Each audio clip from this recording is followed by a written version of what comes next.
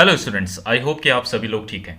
आज के इस वीडियो में हम डिस्कस करेंगे computer science CBSE board exam 2021 के लिए एक नंबर के इम्पॉर्टेंट क्वेश्चंस को। चलिए सबसे पहले हम देखते हैं एक सैम्पल पेपर जिसमें एक नंबर के कुछ क्वेश्चंस आप यहाँ पर देख पा रहे हैं। Which of the following is valid arithmetic operator in Python, ये एक नंबर का क्वेश्चन पूछा गया है। Right the types of tokens from the following, उसके बाद ये पाइथन लाइब्रेरी मॉड्यूल्स के बारे में कुछ पूछ रहा है। फिर आप स्क्रॉल डाउन करेंगे तो यहाँ पर आपको कुछ और क्वेश्चंस मिलेंगे डिक्शनरी से, लिस्ट से, ठीक है। तो इस तरह के जो क्वेश्चंस है करीबन 8 नंबर के आपसे पूछ सकता है बोर्ड एग्जाम में। तो उन्हीं को हम डिस्कस करेंगे आज। हम उन टॉपिक्स को पढ़ेंगे जिनसे प्रोबेबिलिटी ज़्यादा है कि आपसे एक नंबर के क्वेश्चंस को पूछा जाए। एक रिक्वेस्ट रहेगी, अगर आप इस चैनल पर नए हैं तो प्लीज़ सब्सक्राइब ज़रूर करिएगा। Thank you very much. चलिए आगे बढ़ते हैं। सबसे पहले हम देखते हैं पाइथन कैरेक्टर सेट।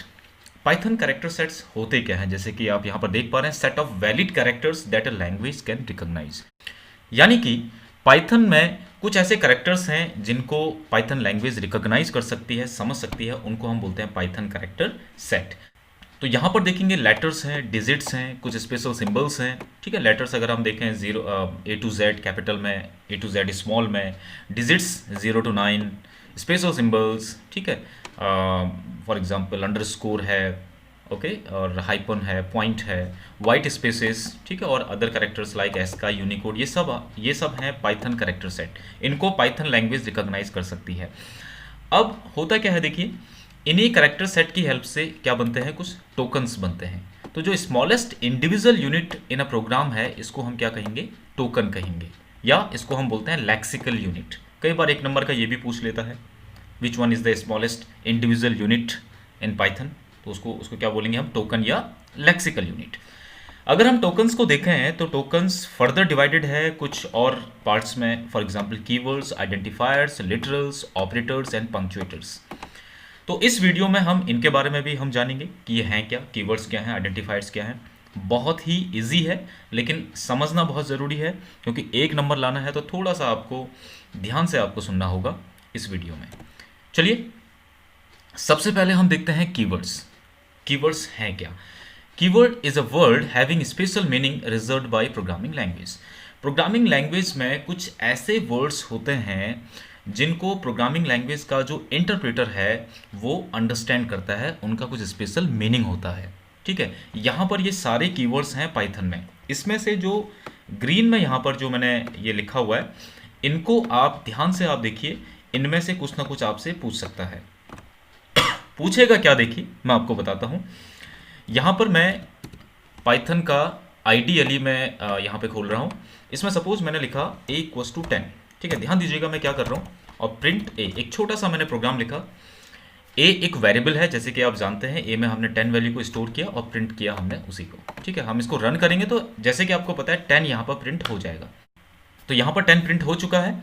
अब देखिए यहाँ पर अगर सपोज मैं क्या कर रहा हूँ, मैं कर रहा हूँ for = 10। तो ये क्या है, फॉर, देखिए यहाँ पर एक कीवर्ड है, इसका इसने कलर भी यहाँ पर चेंज कर दिया, ये थोड़ा ऑरेंज कलर का यहाँ पर ये दिख रहा है, ठीक है। यानी कि फॉर को मैं एज ए वेरिएबल यूज नहीं कर सकता।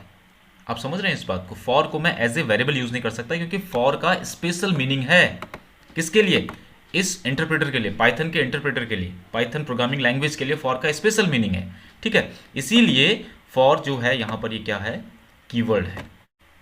तो आपसे वो कैसे पूछेगा, सपोज आपसे पूछ लिया, एक क्वेश्चन आपको दे दिया कि among the following which one is valid identifier, तो उसमें कीवर्ड को भी वो वहाँ पर जो है लिख के आपको देगा, तो वो वैलिड नहीं होगा। कीवर्ड कभी भी वैलिड आइडेंटिफायर नहीं हो सकता। आइडेंटिफायर्स ये क्या है, ये है names given to different parts of program, ठीक है। अब देखिए इसको फिर से समझिए, इसको यहाँ पर जो है हमने a = 10 हमने किया, राइट। तो a क्या है, a एक वेरिएबल है, तो वेरिएबल को मैंने नाम दिया a, तो a यानी कि ये एक आइडेंटिफायर है।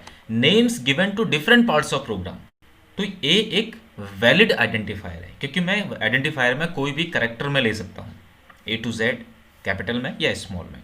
साथ में मैं यहाँ पर ऐसे भी कर सकता हूँ, marks1, ये क्या है, व्हाट इज marks1, ये एक अल्फा न्यूमेरिक है, अल्फा न्यूमेरिक आइडेंटिफायर, समझ रहे हैं। तो marks1 में मैंने स्टोर किया 10, अगर मैं marks1 को प्रिंट करूंगा तो ये marks1 10 प्रिंट कर देगा। यहाँ पर कुछ वैलिड आइडेंटिफायर्स यहाँ पर दिए गए हैं। ये क्या है देखिए, कॉम्बिनेशन ऑफ अल्फ़ाबेट्स, ये एक वैलिड आइडेंटिफायर है। बस आपको ये ध्यान में रखना है कि कीवर्ड नहीं होना चाहिए इससे पहले। जैसे कि मैंने आपको बताया था फॉर एक कीवर्ड है। अगर आप यहाँ पर जैसे कि यहाँ पर इनवैलिड में आप आइए, इन ब्रेक इनवैलिड आइडेंटिफायर है। क्यों? Break is combination of alphabet, लेकिन ब्रेक क्या है, रिजर्व कीवर्ड है। ठीक है, यहाँ पर आप देखें कहीं पर लिखा होगा break, this one, break is a reserve keyword. ठीक है, तो my file is a valid identifier. Valid identifier जो है उसमें हम अंडरस्कोर भी लगा सकते हैं, डेट अंडरस्कोर 9 अंडरस्कोर 7, ये भी वैलिड है। अंडरस्कोर शुरुआत में भी हो सकता है, ठीक है, इस तरह से, और ये अल्फा न्यूमेरिक भी हो सकता है। ये इनवैलिड है, देखिए क्यों है, क्योंकि यहाँ पर हाइफन आ गया। स्पेशल कैरेक्टर केवल एक ही हो सकता है, अंडरस्कोर और कोई नहीं हो सकता। ठीक है, 29 मार्क्स ये भी इनवैलिड है। क्यों है? क्योंकि ये अल्फा न्यूमेरिक तो है लेकिन नंबर से शुरू है, डिजिट से शुरू है, डिजिट से ये शुरू नहीं हो सकता। ठीक है, माई डॉट फाइल, इसमें कोई भी स्पेशल कैरेक्टर नहीं हो सकता अंडरस्कोर के अलावा। ठीक है, तो ये डॉट यहाँ पर नहीं होगा। ब्रेक जैसे कि मैंने आपको बता दिया रिजर्व कीवर्ड है। तो इस तरह से आपसे पूछ सकता है एक क्वेश्चन कि among the following which one is valid identifier, आपको पहचानना होगा। आई होप कि आपको समझ में आया हो। आगे बढ़ते हैं, लिटरल्स अब हम देखते हैं। लिटरल्स यानी कि वैल्यूज। जैसे कि इस प्रोग्राम में हमने यहाँ पर क्या किया, मार्क्स 1 इक्वल्स टू 10, तो 10 यहाँ पर लिटरल है। 10 क्या है, लिटरल यानी कि वैल्यू। मार्क्स 1 क्या है, आइडेंटिफायर। कैसा आइडेंटिफायर, वेरिएबल वाला। ठीक है, तो इसमें हमने 10 को स्टोर किया, तो 10 है लिटरल। कौन सा लिटरल है, ये है हमारा न्यूमेरिक लिटरल। ठीक है, नंबर है, ओके, डिजिट है। तो लिटरल भी अलग तरह के होते हैं, स्ट्रिंग लिटरल होते हैं, न्यूमेरिक लिटरल हैं, बूलियन लिटरल्स हैं। बूलियन में आते हैं true and false. Special character होता है एक नन। ठीक है, ये भी आप दे सकते हैं। इसके अलावा लिटरल कलेक्शंस भी होते हैं, इनको हम देखेंगे बाद में। फिलहाल हम पढ़ते हैं स्ट्रिंग लिटरल्स। अब स्ट्रिंग जैसे कि नाम में दिया हुआ है, स्ट्रिंग यानी कि कैरेक्टर्स। ठीक है, तो जो कैरेक्टर्स हैं अगर आप उनको किसी वेरिएबल में सेव कर रहे हैं, ठीक है, तो ये तो यहाँ पर एक वेरिएबल है जो वैल्यू स्टोर कर रहा है, और लिटरल क्या है, वैल्यू क्या है, हेलो वर्ल्ड। ठीक है, तो आपको क्या समझना है यहाँ पर, स्ट्रिंग लिटरल्स को या तो आप देंगे डबल कोटेशन में या आप देंगे सिंगल कोटेशन में। यहाँ पर आपने किस में दिया है, डबल कोटेशन में दिया है। ओके, तो इस तरह से आप यहाँ पर जो है स्ट्रिंग लिटरल को सेव कर सकते हैं किसी भी वेरिएबल के अंदर, किसी भी आइडेंटिफायर के अंदर। ओके, एक चीज़ और समझिए, 14 यहाँ पर लिखा हुआ है। देखिए 14 आपको डिजिट लग रहा होगा, बट ये बन चुका है स्ट्रिंग लिटरल। क्यों? क्योंकि आपने 14 को किस में दिया, सिंगल कोटेशन में या फिर डबल कोटेशन में। अब इससे होगा क्या, देखिए मैं आपको समझाता हूँ एक प्रोग्राम की हेल्प से। सपोज मैंने यहाँ पर दिया a equals to double quotation 10, ठीक है, and b equals to double quotation 20 and c equals to a plus b, right, c equals to a plus b, और हमने इसको प्रिंट करना चाहा। ओके, c को मैंने यहाँ पर प्रिंट किया। तो अब देखिए यहाँ पर इसका आउटपुट अगर आप देखेंगे तो इसका आउटपुट आएगा 10 20। ठीक है, ये एडिशन नहीं हुआ, ये हुआ कैनकैटिनेशन। ये दो स्ट्रिंग आपस में कनेक्ट हो गई, जुड़ गई, ऐड नहीं हुई। ठीक है, तो यहाँ पर आपको यही समझना है, यानी कि जो स्ट्रिंग लिटरल है उसमें आप एडिशन या कोई भी अरिथमेटिक ऑपरेशन आप नहीं कर सकते। एडिशन, सब्ट्रैक्शन, मल्टीप्लिकेशन, डिवीजन, ये कुछ भी आप नहीं कर सकते हैं किसी भी स्ट्रिंग लिटरल में, बल्कि वो आपस में 10 और 20 ऐड हो गई, जुड़ गई और कैनकैटिनेट हुआ और 10 20 वहाँ पर लिखा हुआ आ गया। ठीक है, अगर इनको हम प्लस करना चाहेंगे तो हमें ये डबल कोटेशन हटाना होगा, इनको हमें स्ट्रिंग से क्या बनाना होगा, न्यूमेरिक लिटरल्स बनाना होगा, राइट। ओके, चलिए अब हम आगे बढ़ते हैं। टाइप्स ऑफ स्ट्रिंग्स, दो टाइप की स्ट्रिंग होती हैं, सिंगल लाइन स्ट्रिंग और multi line string. Single line string जैसे कि आपको नाम से ही गिवन है, हेलो वर्ल्ड एक ही लाइन में आपने लिखा है, इसको आपने स्टोर कर दिया किसी भी वेरिएबल में और उसको आपने प्रिंट किया, कहीं भी आप यूज कर सकते हैं। तो ये तो हो गया सिंगल लाइन स्ट्रिंग। लेकिन अगर आप इसको एंटर करके लिख लेंगे तो यहाँ पर ये एरर दिखाएगा। ए इक्वल्स टू हेलो वर्ल्ड अगर आप एक ही लाइन में नहीं लिखेंगे तो ये एरर दिखाएगा, राइट। तो अब क्वेश्चन ये है कि मल्टी लाइन यानी कि एक से ज़्यादा लाइन में अगर मैं स्ट्रिंग को लिखना चाहूँ तो कैसे लिखूंगा, ये पूछा जाता है कई बार, ये बहुत इंपॉर्टेंट है। मल्टी लाइन स्ट्रिंग्स ये हम कैसे लिखेंगे प्रोग्राम में, तो उसके लिए हमारे पास दो तरीके हैं। पहला तो ये है, अगर हेलो और वर्ल्ड, ठीक है, जब हमने दो अलग अलग लाइन में लिख लिया तो जो पहला जो यहाँ पर स्ट्रिंग है उसके लास्ट में हमें लगाना है बैकस्लैश, तो ये इसको एक्सेप्ट करेगा। और दूसरा तरीका क्या है, यहाँ पर मैंने 3 लाइंस में इस स्ट्रिंग को लिखा हुआ है, तो इनको हम ट्रिपल कोटेशन, चाहे वो सिंगल हो चाहे डबल हो, उसमें मुझे लिखना होगा, तो ये इसको एक्सेप्ट कर लेगा। ठीक है, इनके बीच में थोड़ा सा डिफरेंस है, वो डिफरेंस मैं आपको प्रैक्टिकली समझाता हूँ कि बैकस्लैश और इसमें डिफरेंस क्या है। ठीक है, देखिए मैंने यहाँ पर लिखा a इक्वस टू हेलो और बैकस्लैश वर्ड। ठीक है, ध्यान दीजिएगा इसको, और मैंने a को प्रिंट कर लिया, राइट। अब अगर मैं इसको रन करता हूं तो यहां पर हेलो वर्ल्ड एक ही लाइन में आ रहा है, ध्यान दीजिएगा। ठीक है, हेलो वर्ल्ड एक ही लाइन में आया, और अगर मैं यहां पर ट्रिपल कोटेशन लगाता हूं इस तरह से 1 2 3, और यहां पर बैकस्लैश हम हटा देते हैं, राइट, सॉरी, बैकस्लैश को हमने हटा दिया। अब अगर मैं इसको रन करूंगा तो यहां पर देखिए क्या हुआ, हेलो वर्ल्ड अलग अलग लाइन में आए, तो ये डिफरेंस है। बैकस्लैश आप लगाएंगे तो एक ही लाइन में आएगा, और हेलो वर्ल्ड को अगर ट्रिपल कोटेशन में आप लिख रहे हैं तो अलग अलग लाइन में आ रहा है। तो इस तरह से बस ये डिफरेंस है जो आपको समझना है। तो ये मल्टी लाइन स्ट्रिंग्स हैं जो कि इस तरह से हम लिखते हैं पाइथन प्रोग्रामिंग लैंग्वेज में। उसके बाद हमें समझना है नॉन ग्राफिक कैरेक्टर्स। बहुत सिंपल है, ये कौन से कैरेक्टर्स हैं, देखिए, जो हम टाइप नहीं कर सकते कीबोर्ड से। ठीक है, कैसे, देखिए, समझिए इसको। सपोज मैं यहाँ पर कर रहा हूँ a equals to hello backslash, और इस तरह से ध्यान दीजिएगा मैंने क्या किया। ठीक है, a इक्वस टू a में मैंने हेलो और लास्ट में बैकस्लैश में प्रिंट करना चाहता हूँ a के साथ। ठीक है, तो देखिए यहाँ पर क्या ये दिखाता है, रन जैसे ही मैं इसको करूँगा तो ये एरर दिखा रहा है। ठीक है, ये एरर इसीलिए दिखा रहा है क्योंकि यहाँ पर बैकस्लैश को मैं डिस्प्ले कराने के लिए आउटपुट स्क्रीन में केवल बैकस्लैश से नहीं कर सकता हूँ। उसके लिए मुझे क्या चाहिए, जैसे कि यहाँ पर दिया हुआ है, हमें क्या करना होगा, डबल बैकस्लैश, इसको मुझे यूज़ करना होगा, तब वहाँ पर बैकस्लैश आएगा।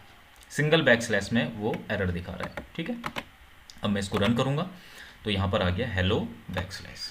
ठीक है, वही लिखा हुआ है, which can not be type directly from keyword. Okay, इसी तरह से सिंगल कोटेशन अगर मुझे डिस्प्ले कराना है तो उसके लिए मुझे क्या करना होगा, बैकस्लैश और सिंगल कोटेशन, या इसको हम क्या बोलते हैं, एपस्ट्रॉफी।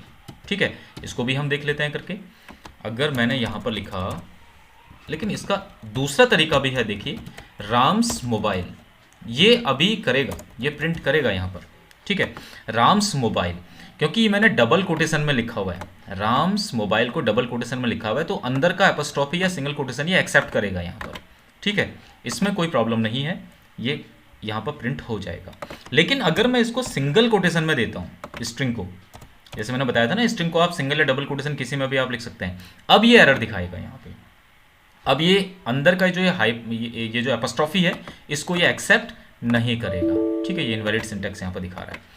ओके, तो उसके लिए मुझे क्या करना है, यहाँ पर जैसे कि यहाँ पर दिया हुआ है बैकस्लैश और एपस्ट्रॉफी, तो यहाँ पर मैं बैकस्लैश का यूज करूँगा इस तरह से। ठीक है, रन करेंगे इसको तो यहाँ पर ये आ गया राम्स मोबाइल। ठीक है, तो ये है हमारे नॉन ग्राफिक कैरेक्टर्स। इसी तरह डबल कोटेशन के लिए मुझे बैकस्लैश और डबल कोटेशन का यूज करना होगा, राइट। चलिए आगे बढ़ते हैं। अब हम देखते हैं स्पेशल लिटरल नन। अगर मैं ए की वैल्यू को नन दे रहा हूँ, ए इक्वस टू मैं नन लिख रहा हूँ, तो इसका मतलब सिंपल है कि यहाँ पर ए में हमने कुछ भी नहीं दिया। This is use to indicate absence of value, there is no useful information. A equals to अगर मैं नन, बस ये ध्यान रखिएगा एन यहाँ पर कैपिटल होना चाहिए। ठीक है, ये केस सेंसिटिव लैंग्वेज है, तो एन यहाँ पर कैपिटल होना चाहिए। ए इक्वस टू मैंने नन किया, प्रिंट ए करूँगा तो प्रिंट होगा नन, सिंपल। इसमें ज़्यादा हम नहीं पढ़ेंगे इसको। आगे हम आते हैं ऑपरेटर्स। ऑपरेटर्स से वो पूछ सकता है, ऑपरेटर्स क्या है, देखिए, जिनकी हेल्प से हम कुछ कंप्यूटेशन करते हैं, कुछ एक्शन हम लेते हैं। एडिशन, ये एक अरिथमेटिक ऑपरेटर है, अभी हम पढ़ रहे हैं अरिथमेटिक ऑपरेटर। सब्ट्रैक्शन, वैल्यूज को एक वैल्यू में से दूसरी वैल्यू हम माइनस कर सकते हैं। Multiplication, division. यहाँ पर तीन चीज़ें और हैं, रिमाइंडर, एक्सपोनेंट यानी कि रेज टू पावर, और फ्लोर डिवीजन। इनसे कई बार वो पूछ लेता है कि among the following which one is arithmetic operator, जैसे कि इससे पहले आपने क्वेश्चन में देखा था शुरुआत में। तो ये तीनों को आपको समझना होगा, एडिशन, सब्ट्रैक्शन, मल्टीप्लिकेशन, डिवीजन, ये तो आपको पता ही है, इनको आप समझिए। रिमाइंडर, एक्सपोनेंट और फ्लोर डिवीजन, इनको मैं तुरंत करके मैं दिखाता हूँ आपको प्रैक्टिकल। देखिए, यहाँ पर सबसे पहले हम करेंगे रिमाइंडर, यानी कि परसेंटेज वाला जो आपको दिख रहा है उसको हम देखते हैं। मैंने किया ए इक्वस टू 10 मॉड्यूलस 4, ठीक है, ध्यान दीजिए 10 रिमाइंडर 4, इस तरह से हमने, और प्रिंट हमने ए कर लिया। तो जैसे ही मैं इसको प्रिंट करूंगा तो देखिए यहाँ पर क्या आएगा, 2 यहाँ पर आया। क्यों आया? 4 2 ज़ा 8 और रिमाइंडर क्या बचा, 2 बचा। ठीक है, अगर मैं इसको 6 से डिवाइड करूंगा, अगर हम इसको रन करेंगे तो अब आउटपुट आएगा 4। ठीक है, 4 क्यों आउटपुट आया? क्योंकि 6 1 जा 6 और रिमाइंडर क्या बचा, 4 बचा। इसीलिए इसको बोला जाता है मॉड्यूलस या रिमाइंडर। ये रिमाइंडर जो है रिटर्न करता है परसेंटेज। ठीक है, परसेंटेज अगर आप लगाएंगे यहाँ पर, इसको रिमाइंडर हम यहाँ पर बोलते हैं, या फिर मॉड्यूलस इसको ऑपरेटर हम बोलते हैं, राइट। आगे हम देखते हैं एक्सपोनेंट रेज टू पावर। अगर मैं ए इक्वल टू कर रहा हूँ 2 डबल एस्ट्रिक यानी कि एक्सपोनेंट 3, इसका क्या मतलब हुआ, 2 रेज टू पावर 3, तो कितना आएगा, 2 2 जा 4 4 2 जा 8, तो इसका आंसर आना चाहिए 8। तो देखिए 8 आया यहाँ पर। ठीक है, ये आप देख पा रहे हैं यहाँ पर, ये 8 आया। तो ये है एक्सपोनेंट। आगे हम देखते हैं इसमें, आगे क्या है, फ्लोर डिवीजन। कई बार ये पूछता है नॉर्मल डिवीजन और फ्लोर डिवीजन में डिफरेंस क्या है, समझिए इसको। सपोज मैंने किया 4, या इसको ऐसा करते हैं 12 डिवाइडेड बाय 5 कर लेते हैं। ठीक है, कितना आएगा आंसर, 5 2 ज़ा 10 5 4 ज़ा 20, तो आना चाहिए 2.4। देखिए 2.4 आंसर आ गया। यानी कि अगर मैं, ये है normal division, what is this, this is normal division. Okay, लेकिन अगर मुझे फ्लोर डिवीजन का यूज करना है तो क्या लगाना होगा, डबल फ्रंट स्लैश। इसको देखिए, अगर मैं यहाँ पर डबल फ्रंट स्लैश को यूज करता हूँ तो ये क्या करेगा, ये सिंपल यहाँ पर 2 आंसर देगा, पॉइंट की वैल्यू को नहीं देगा। 5 2 ज़ा 10 बस। ये होता है नॉर्मल डिवीजन और फ्लोर डिवीजन में डिफरेंस। ओके, चलिए, आई होप कि आपको समझ में आया हो। नेक्स्ट, ये कुछ ऑपरेटर्स हैं, इनको हम अभी यूज़ नहीं कर पाएंगे, वीडियो बहुत लंबा हो जाएगा, इसको बस आप ध्यान में रखिए। Bitwise operator, relational operator, logical operators, ये भी मे भी हो सकता है आपसे पूछ लें। नेक्स्ट, अब हम आते हैं कमेंट्स। कमेंट्स क्या होते हैं, देखिए, इंफॉर्मेशन फॉर ए प्रोग्रामर। किसी भी प्रोग्राम में प्रोग्रामर के लिए जो एडिशनल इंफॉर्मेशन होती है उनको हम कमेंट की हेल्प से हम दे सकते हैं। और साथ में एक और लाइन लिखा हुआ है, इंटरप्रेटर इग्नोर्स इट। कैसे, देखिए मैं आपको समझाता हूँ। सपोज मैंने यहाँ पर लिखा फ्लोर डिवीजन, ठीक है, इस तरह से ये फ्लोर डिवीजन है, तो इसको एक्सप्लेन करने के लिए मैंने यहाँ पर एडिशनल इंफॉर्मेशन दे दी और वो लिख दिया फ्लोर डिवीजन। चलिए, तो ये एडिशनल इंफॉर्मेशन हमने यहाँ पर दी कि ये फ्लोर डिवीजन है, लेकिन जब मैं इसको रन करूंगा तो होगा क्या, देखिए यहाँ पर ये एरर दिखाएगा, ये इनवैलिड सिंटैक्स यहाँ पर दिखा रहा है। ये क्यों ऐसा बता रहा है, क्योंकि जो इंटरप्रेटर है वो इसको भी रीड कर रहा है, इसको भी रीड कर रहा है और इसको भी रीड कर रहा है, जबकि ये तीसरा स्टेटमेंट का कोई भी मतलब नहीं है। ठीक है, इसका कुछ भी मीनिंग नहीं है। तो इसको इंटरप्रेटर इग्नोर करे, इसके लिए मुझे इसको बनाना पड़ेगा कमेंट। क्या बनाना पड़ेगा, कमेंट बनाना पड़ेगा, राइट। तो कमेंट हम कैसे बनाते हैं, सिंपल, हम यहाँ पर हैश हम लिख लेंगे। तो ये हो गया सिंगल लाइन कमेंट, या इसको हम फुल लाइन कमेंट भी हम इसको बोल सकते हैं। ओके, तो अब मैंने यहाँ पर हैश लगाया तो इसका कलर भी चेंज हो गया है, देखिए। ओके, रेड में ये हो गया, इसका मतलब इसको इंटरप्रेटर अब रीड नहीं करेगा, अभी केवल ये 2 लाइन रीड करेगा। ओके, इसको हम रन करते हैं, देखिए सिंपल, यहाँ पर आंसर इसका आ गया 2।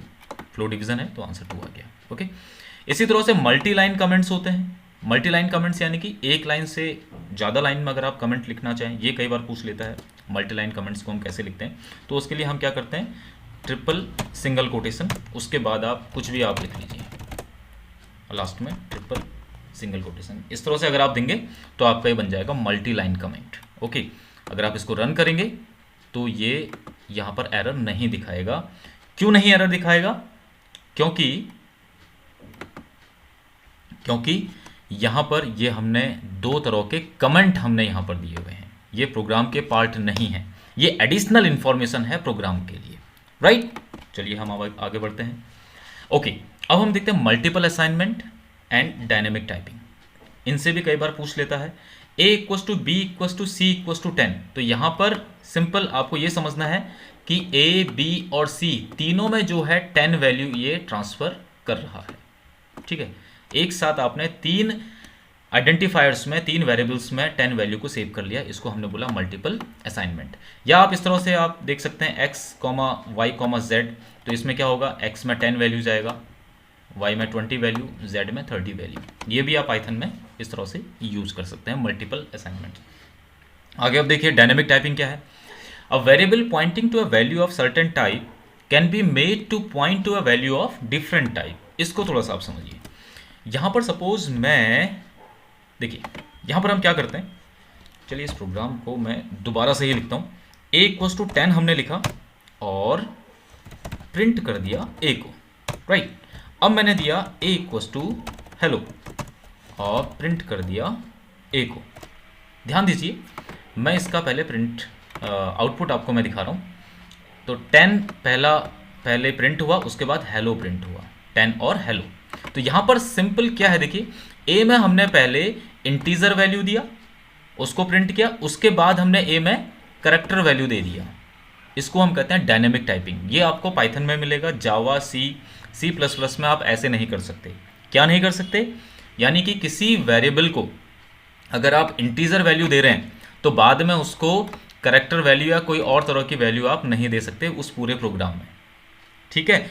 एक वेरिएबल में एक ही तरह की वैल्यू, एक ही टाइप की वैल्यू आप दे सकते हैं, या तो इंटीजर टाइप की या कैरेक्टर टाइप की या फिर डेसिमल वगैरह अदर टाइप की वैल्यूज आप दे सकते हैं। यानी कि एक ही तरह की वैल्यू होनी चाहिए एक वेरिएबल के अंदर। किसमें, सी प्लस प्लस, जावा, इन लैंग्वेज की मैं बात कर रहा हूँ। लेकिन अगर आप पाइथन की बात करेंगे, पाइथन में आप a variable pointing to a value of certain type can be made to point to a value of different type, ठीक है। इसी को हम क्या बोलते हैं, डायनेमिक टाइपिंग हम बोलते हैं, राइट। अब ये इस तरह से क्वेश्चन पूछ लेता है कई बार, identify the types of following literals. ये किस तरह के लिटरल्स हैं, लिटरल्स यानी कि वैल्यूज। 22.889 ये क्या है, फ्लोटिंग पॉइंट लिटरल है। 22889 ये क्या है, इंटीजर है, ठीक है, इसमें कहीं पे पॉइंट नहीं है। ट्रू क्या है, बुलियन। बुलियन में बताया था ना, ट्रू और फॉल्स होता है शुरुआत में, लेकिन ट्रू अगर सिंगल कोटेशन या डबल कोटेशन में है तो ये स्ट्रिंग हो जाता है, ठीक है, ध्यान दीजिएगा।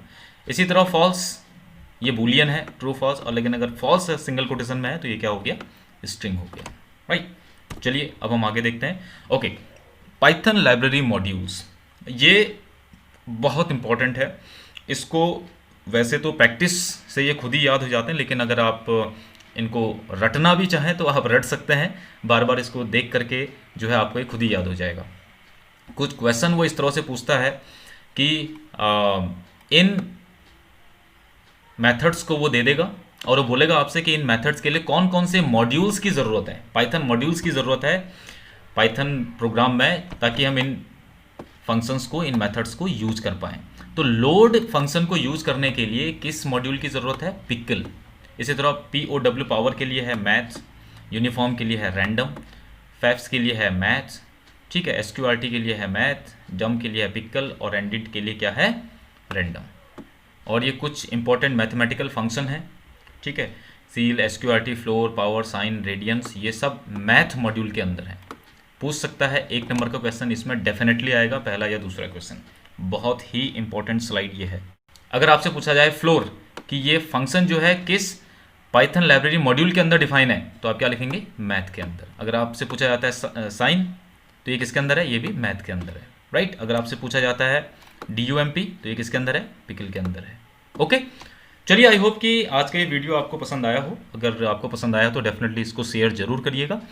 पार्ट 2 में हम कुछ क्वेश्चंस हम देखेंगे, जिसकी हेल्प से आपका 1 नंबर के जो क्वेश्चंस हैं उनको आप इजीली सॉल्व कर पाएंगे। Thank you very much for watching this video.